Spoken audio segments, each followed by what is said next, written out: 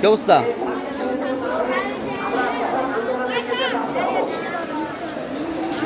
আমি সরকারকে বলতে চাই, সরকার প্রধানকে বলতে চাই, আমাদের এই সহযোগী শিশু আর যেন কারো নির্যাতিত পীড়িত হত্যার মুখোমুখি না হয়। রবিশা হত্যার মতো আর কোনো শিশু যেন আমাদের শিশুর ভাগ্যের জন্য কোনো রকমের দুর্ভাগ্য করে না আসে। এই রবিশা হত্যার বিচার চেয়ে আমি সরকার প্রধানকে বলবো অবিলম্বে তুরন্ত জনসমক্ষের মুখে ফাঁসি দিয়ে রায় কার্যকর করার জন্য।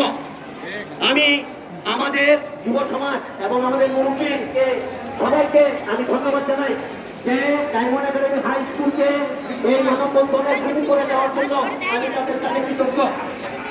আমাদের ওয়াহাব ভাই, উনি B11-এর সভাপতি, ওনার অধীনে আমরা আজ মানববন্ধনে উপস্থিত হয়েছি। আমাদের দাবিসা এর বিচার না হলে আমরা রাজপথ ছাড়ব না। আমাদের রাজপথ আমাদের বিচারের এক অধিকার। রাবিশা হত্যার বিচার হতে হবে, না হলে আমরা অন্যতম আন্দোলনে কথা বলবেন। আমি আমার বক্তব্য একবার